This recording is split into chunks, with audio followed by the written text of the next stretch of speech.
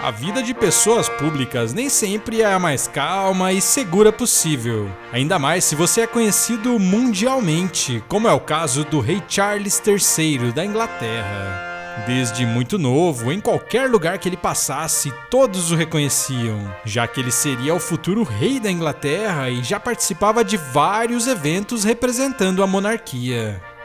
E muitos desses eventos envolviam viagens a outros países, principalmente países vinculados de alguma forma à Inglaterra. E claro que se tratando de alguém tão importante como Charles, todo cuidado é pouco no que se trata da segurança e normalmente um forte esquema é montado para proteger e garantir o bem-estar, evitando que pessoas mal intencionadas se aproximem e causem algum tipo de dano. Mas nem tudo é perfeito e de vez em quando alguém consegue furar esses esquemas de segurança, que foi exatamente o que aconteceu com Charles em uma viagem para a Austrália no ano de 1994 e que teve uma reviravolta impressionante. Nessa viagem, o então príncipe Charles estava representando a monarquia britânica nas comemorações de um importante feriado do país, visitando locais importantes, conversando com governantes, passando tempo com a população do país e fazendo discursos para multidões. E foi exatamente cumprindo essas obrigações que ele passou por uma das situações mais perigosas e curiosas de sua vida. Tudo aconteceu no dia 26 de janeiro de 1994, onde estava programado para o príncipe Charles fazer um discurso no Darling Harbour, em Sydney, como parte das comemorações do Dia da Austrália. Nesse evento, ele também entregaria presentes para as crianças que estavam na plateia, que contava com mais de 20 mil pessoas.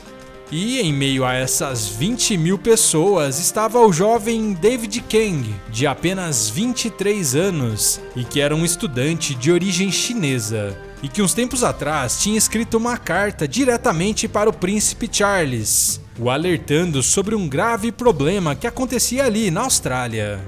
Kang pediu o auxílio de Charles na situação dos Boat Peoples, que eram pessoas que deixavam seus países em busca de abrigo na Austrália, principalmente vindos do Camboja, arriscando suas vidas em pequenos botes e se mantendo em campos de refugiados na Austrália. Na época, esses refugiados estavam correndo o risco de serem mandados de volta para seus países de origem, com David Kang acreditando que isso não seria justo e confiando na ajuda do príncipe Charles para que ele conversasse com o governo australiano e encontrasse uma solução para esse problema.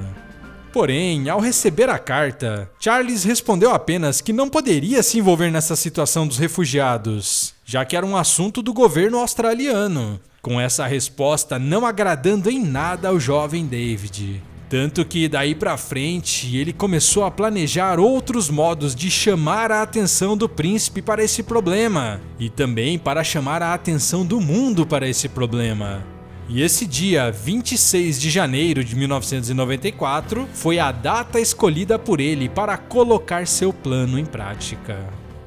Charles chegou ao local do evento normalmente, subiu ao palanque, cumprimentou todo mundo e se preparava para dirigir as primeiras palavras ao público, quando de repente David Kang conseguiu subir no palco de forma muito rápida, ficando a poucos metros do príncipe de Gales, e aí, quase cara a cara com o príncipe, David conseguiu fazer 2 disparos.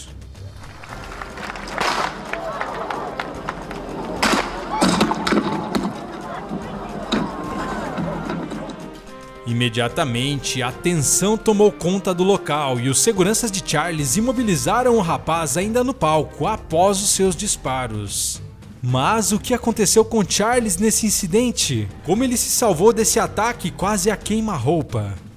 Bom, felizmente, David Kang usou uma arma que estava carregada com balas de festim, ou seja, por mais que o risco pareceu real, o barulho pareceu real, essa bala não teria condições de ferir Charles, já que elas não são letais, sendo normalmente usadas como sinalização em algumas corridas ou em outros eventos.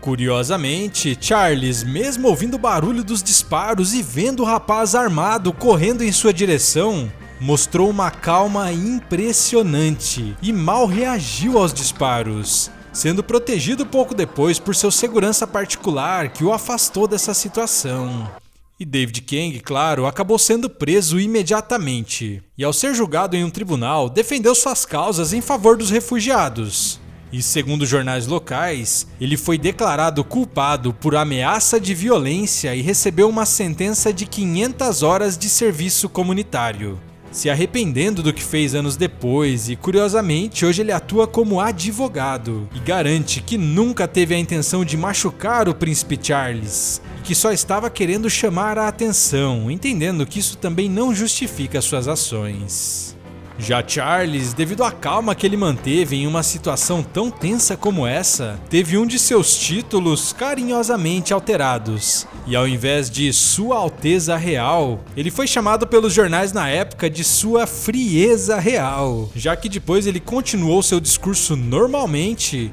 fazendo até piada com a situação ao iniciar seu discurso, dizendo que, mesmo com tudo isso, com esse atentado que tinha acabado de acontecer, ele ainda se sentia muito feliz de estar na Austrália.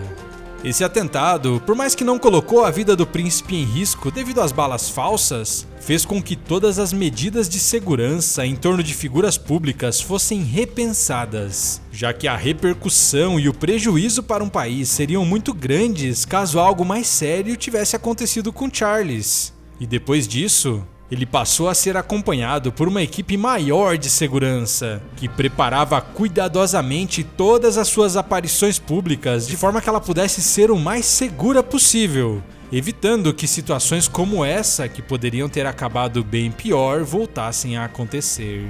Bom, me conte nos comentários o que você achou da história desse quase atentado ao então Príncipe Charles da Inglaterra. Me conte aqui nos comentários.